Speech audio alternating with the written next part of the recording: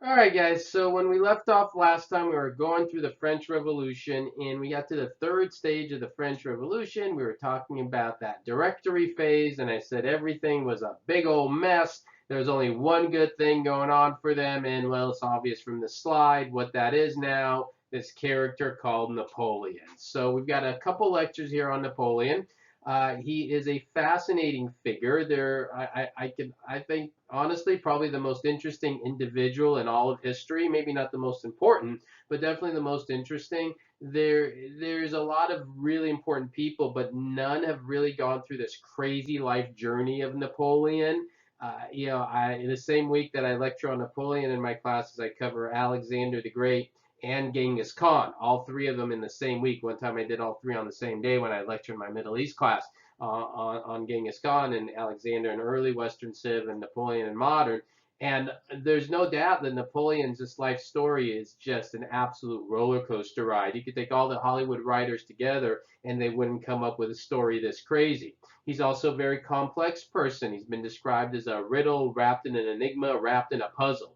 And so what we're going to do over these couple lectures this week is we're going to kind of talk about the rise of Napoleon. I'm going to lecture on him in these YouTube videos you're watching, but I also have a documentary series. You're going to have a page to look at. It explains to you a couple things. I'm also kind of going to walk you through the sequence of the best way to do all this. And so you're going to kind of watch some of the video. You're going to listen to my videos here. You're going to watch more videos, and you're going to kind of go back and forth a little bit. But it's a really good series. It's actually a 4-hour series. I'm not going to have you watch 4 hours. I'm going to have you watch a half hour or about 20 minutes of the first part, 30 minutes of the third part. It'll kind of all explain itself as we go through. And so that's the first thing. We're going to need to know. So the big objective is to know his rise, right? How did he come to power? Then the next thing I want to spend some time on is discuss Napoleon. Once he's in power, is he a child of the Enlightenment or is he a typical dictator? And what I mean by child of the Enlightenment, does he take all those ideas of the Enlightenment and does he implement them as ruler of France, or is he nothing more than an authoritarian ruler? And the answer is complicated because you can make an argument for both with Napoleon, and that's why he's such an interesting figure to explore. And then once we go through that, then we have to talk about his fall, because his fall is just as dramatic, if not even more so, than his rise. So there's a lot of things we're going to be covering regarding this one individual. I spend more time on him as an individual than any one other person in history, so in any of my history courses. So it kind of gives you an idea. He's important, but again, the story is just great, and so we're going to have a lot of fun with this, I hope. All right, so here's some key words to his rise. So first of all, one of the interesting things here, and I'll show you this on a map in a second, Napoleon was not even born in France. He was born on this island called Corsica. If you don't know where that is, I'll show you it on the map. It's just off the coast of Italy and France. And in 1769, that's when he's born. He's going to be pretty young, therefore, when all of his life story is transpiring. Basically, when he's 30, he's going to be in charge of France, still very young. And so he's born on this island. His island was, again, not even technically France until right when he was born. Literally, right when he was born, the French conquer it. And he's rising during this period of the Directory, right? So if you remember, you had the Directory phase, 1795. So by now, Napoleon's about 24 years old.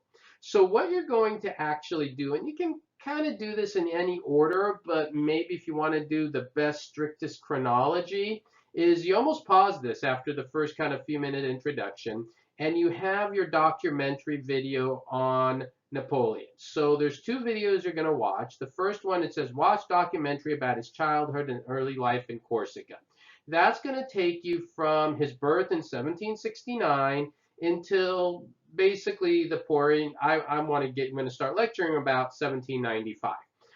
And you would kind of take a lot of notes. No, you don't need the names of every person in there. There'll be a lot of names of generals and people. It's not so much that. It's more I want you to know what he went through in his childhood, what his childhood was like, what happened during his childhood. And you're going to take notes on that as though you're kind of listening to me, minus all the key words and all the specific words. It's more just to get an idea that you can basically summarize his early life in a paragraph. If you could do that, you're good. And in fact, to help you do that, because this all eventually, it all ties in. You do it, you do it, you do it. You can't keep repeating, and then you're ready for the exam. Because, one of your possible essay exams is all about his rise and his childhood and what he's did and who he was. So you're going to watch the video, you're going to do a discussion on it, and then that should prepare you to doing the discussion on it. You're kind of also doing the work for part of the essay for the midterm. So, you kind of hit it multiple times. So it's kind of up to you. If you want to pause this now, go watch that documentary. It's fine. If you want to leave some space in your notes,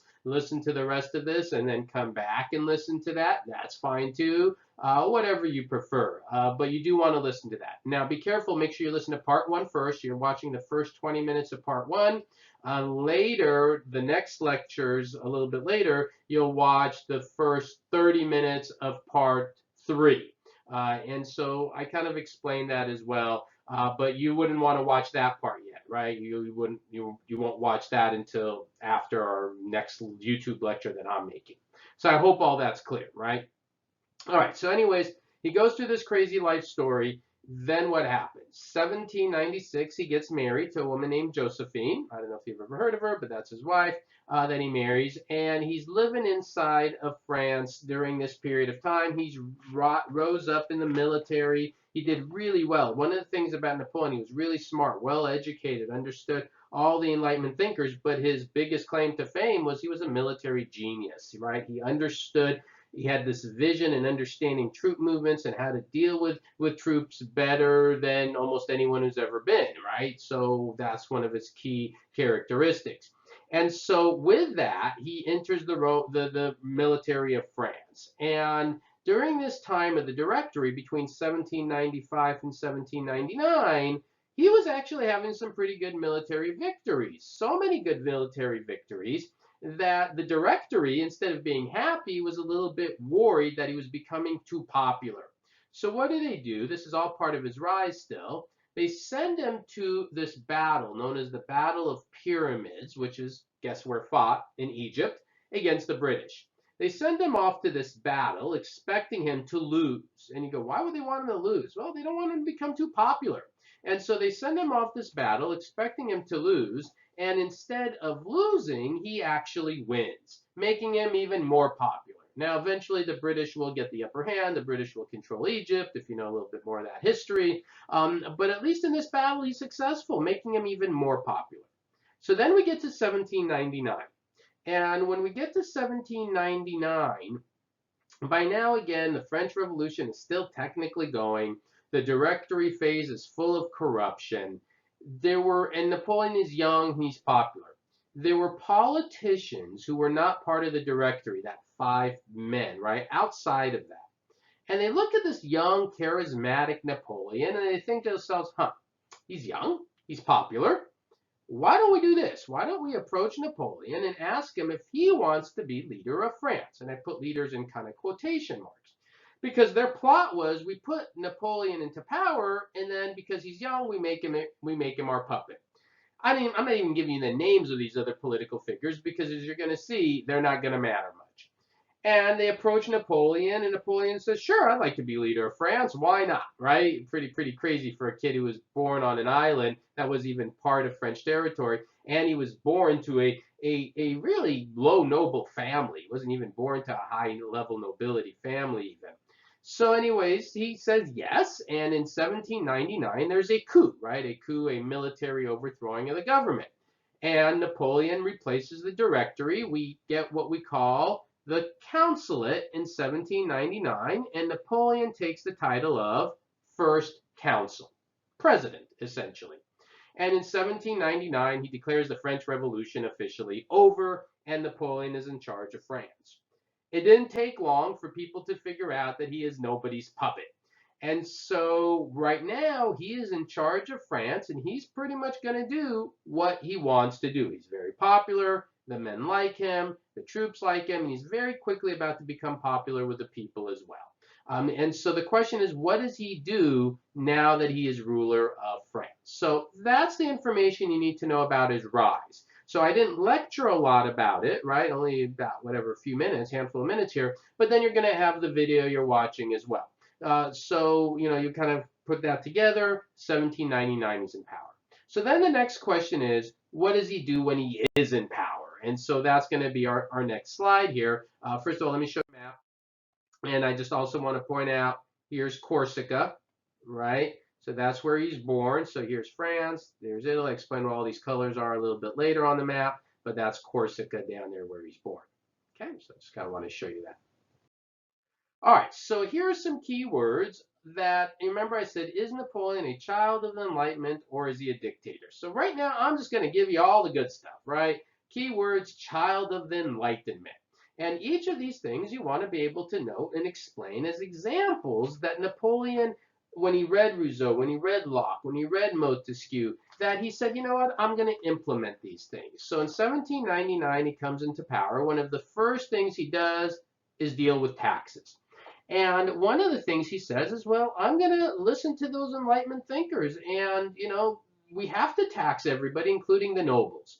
And so he starts taxing the nobility. And because he's got the the backing of the military and a lot of the people, he's able to do this with the nobles not really being able to do much about it. And so he's very successful militarily. They're finally winning battles. They don't want to rock the boat. So they go along. And so he starts taxing nobles. That brings in a lot of money into France.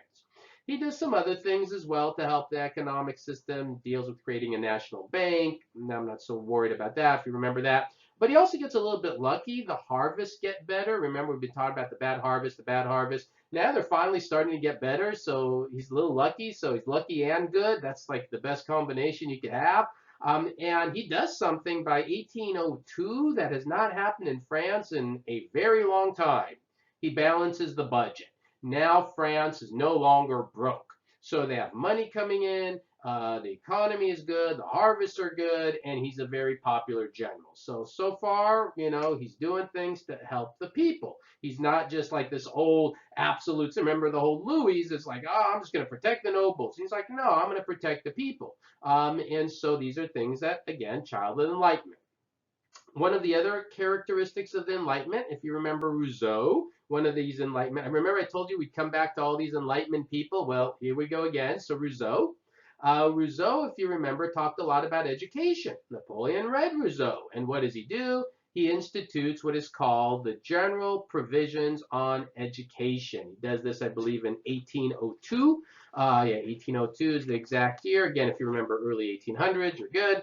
And what is the General Provisions on Education? It's Napoleon using all this money he's got for schools, for universities for older children, for adults, for schools for younger children. And then you go, okay, so he makes public education great. But the problem is this: if you're poor, how do you go to school? And Napoleon says, no problem. Part of his General Provisions on Education is he says, if you're poor, I'm going to give you money. I'll give you scholarship. Go to school. Right? So even if you're poor, you could go to school. That's a child of enlightenment, right? That's like, I'm going to take care of the merchant, middle class, even lower class people. That it's about, everybody being equal in front of the law type of idea. So, the General Provisions of Education is an example of him being a child of enlightenment. Third, civil code, right? So I just kind of bulleted these for you. Third is the civil code.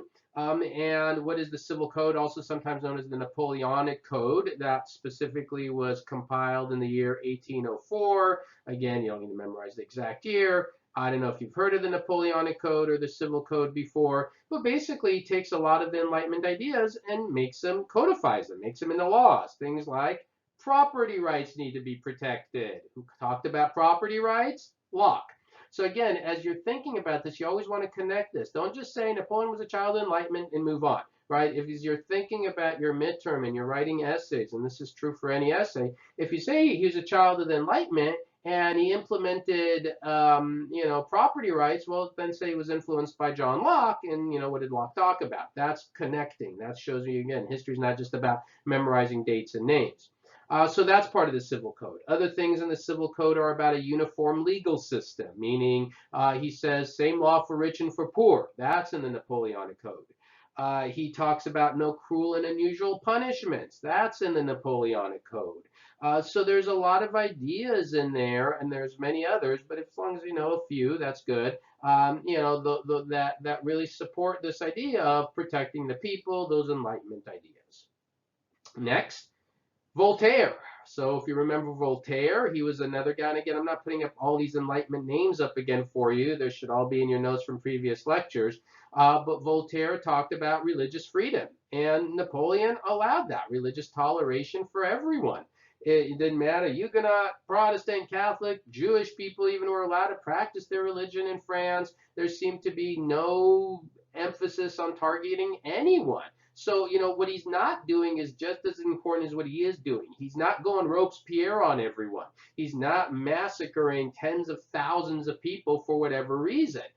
He's doing this, giving people freedom. In terms of religion, I think we mentioned the deism idea. Napoleon may have actually, there's more evidence of him being kind of this person who followed that deism philosophy than any of our founding fathers. But anyways, he did just grant religious freedom. Practice whatever religion you want.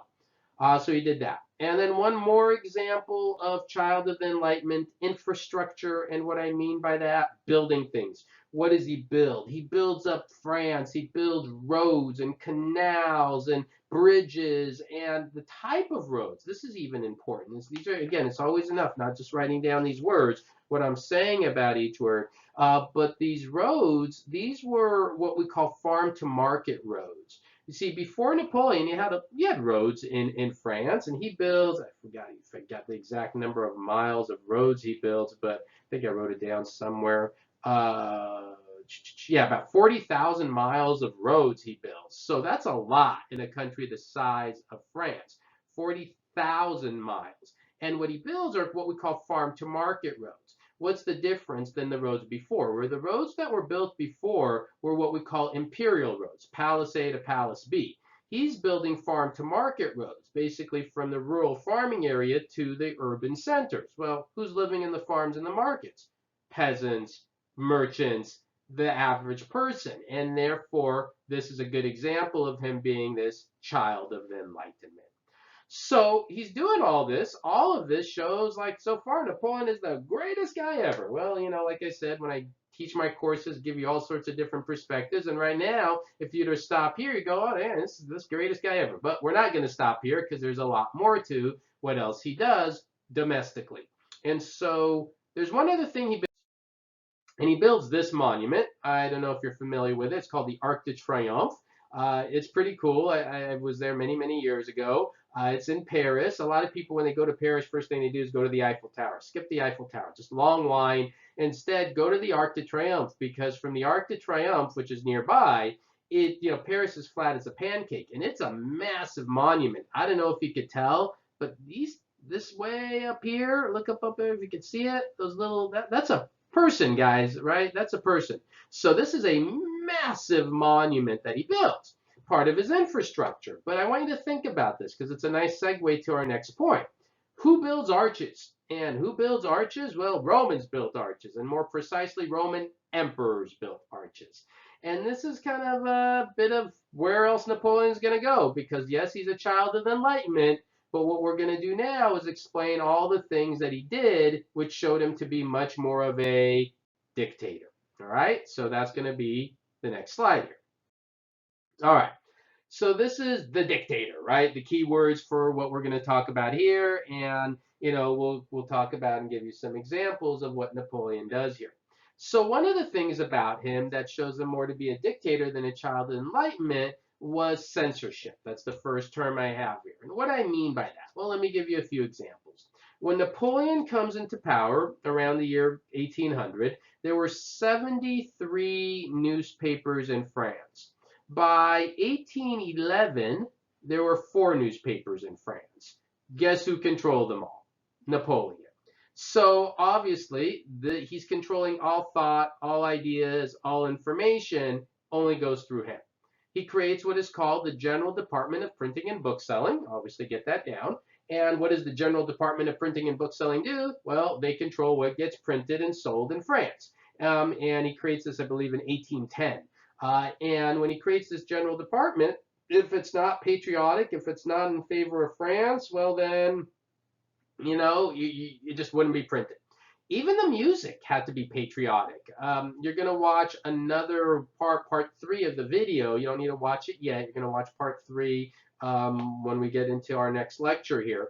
But there's a little story there about Beethoven, so kind of pay attention to that documentary series. And Beethoven gets all fed up with Napoleon because of his kind of dictatorial ways. So, a lot of censorship, a lot of thought controlled. The art, even that image I showed you about Napoleon with on his horse and all, very, very dramatic and everything, that was all created. That was not an actual image. So get these other words down because I'm actually going to go to that slide, right? So this image here of Napoleon on his horse and everything, all being dramatic and everything, that was Napoleon told an artist, hey, make me look dramatic, and there it is. So what else does he do that's part of being more of a dictator? Taxes. On taxes, we talked about how, I thought he, did things for the, tax people better and more fairly, sure, but he also had secret taxes. And he would tax people without letting him know. It was just things would cost more. Now he used that money to help the people in France, but still, that's not exactly no taxation without representation. So you get the idea there. Women, if he was truly a child of the Enlightenment, then he should, help women's rights a bit. Well, let me show you what he thought about women and their role in society. He says the following. This is from his own diary in 1806. I think it is unnecessary to take into consideration a system of education for girls. They can get no better teaching than that of their mothers. A public education does not suit them for the reason that they are not called on to live in public. For them, habit is everything, and marriage is the goal.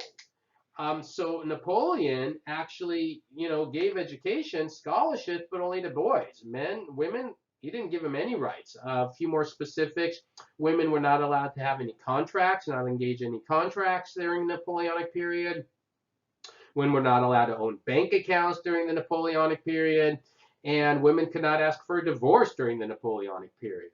So everything was a very patriarchal society, very male controlled. So if, obviously remember Olympe de Gouges, that whole idea, Declaration of Rights of Women and the Citizen, he wasn't influenced by her, right? So that's a person he wasn't influenced by. What else was part of his kind of being more of a dictator? He did have the Napoleonic Code, but if you upset him, he would put you in prison without that due process of the Napoleonic Code. Now, again, no, he didn't go all Robespierre. He didn't go, killing tens of thousands of people. But there were people definitely in France that, I think I read once a couple thousand that were just put in prison because they disagreed with Napoleon's policies or views. So, not a child of the Enlightenment. So these are things that he's doing that clearly show he isn't this child of the Enlightenment. But then there's one more, and this is a really big one. He's very popular. Remember, by 1802, he's balanced the budget. Things are going well. The battles are going well. We're going to get into a lot more detail on the battles in the next video. So in 1804, right? In 1804, Napoleon, who was first consul, remember, that was his title, decides in 1804 he wants a new title. And the new title he wants in 1804, ready for this, is Holy Roman Emperor. Emperor. Now, I don't know if you understand what that implies. A king is a king of a kingdom. An emperor is an emperor of an empire. And the last time someone had the title of Holy Roman Emperor, well, before the last time, the initial, it goes all the way back to the Roman time period, when the Romans controlled all of Europe, right? In that map I showed you earlier, all of Europe. And so then the title disappeared, the Roman Empire fell, and then there was a guy named Charlemagne. He took the title in the year 800 AD, and then the title kind of lost its meaning, and then Napoleon takes it again in 1804. But he doesn't just take the title, it's how he takes the title that also matters. Because when the coronation took place to make him emperor, there's a very important little story here. And I'm going to kind of show you this image here. So this is a coronation ceremony. This is actually when Napoleon is about to crown his wife Josephine as empress. But the whole story of the coronation is kind of interesting. And I always like doing this by demonstrating to the students by kind of bringing a little crown. So you've got a little crown here, a little Burger King crown. There you go. And the story of Napoleon's coronation has to do with the significance of how it was done. You see, back in the year 800 AD, 1,000 years before Napoleon, a man named Charlemagne took the title Holy Roman Emperor. And when he took the title Holy Roman Emperor, the Pope at the time took the crown, and there it is, put the crown on Charlemagne's head. Ta-da! And Charlemagne became emperor.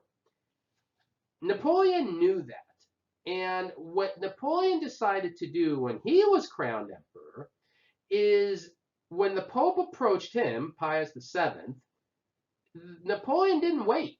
Napoleon didn't allow the Pope to crown him. Napoleon took the crown, seized it from the Pope's hands, and then placed it on his own head, as opposed to allowing the Pope to do it. Why? Because he studied his history.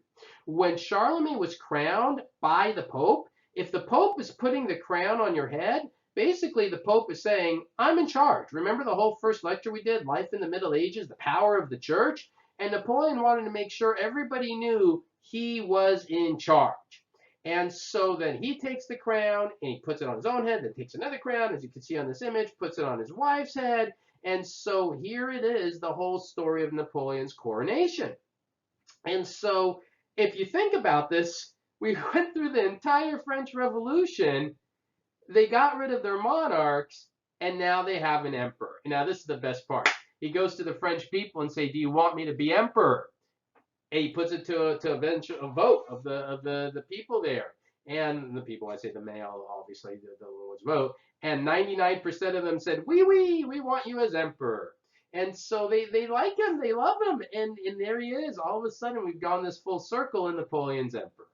Now, of course, this is not the end of the story of Napoleon. There's still much more to him, which is still his conquests and his fall. And we're going to kind of cover that in our next lecture. All right, so there you go. So up to now, definitely watch the documentary, part 1. Then I'm going to lecture on part 2. And after I do the lecturing after I lecture my second part of my YouTube lecture on this, then you can watch the documentary part 3. Again, it's a 4-part series. I just picked from part 1 and part 3. So I hope all that's clear. All right, that's it. If you have any questions, let me know. We'll keep going next time. Thank you.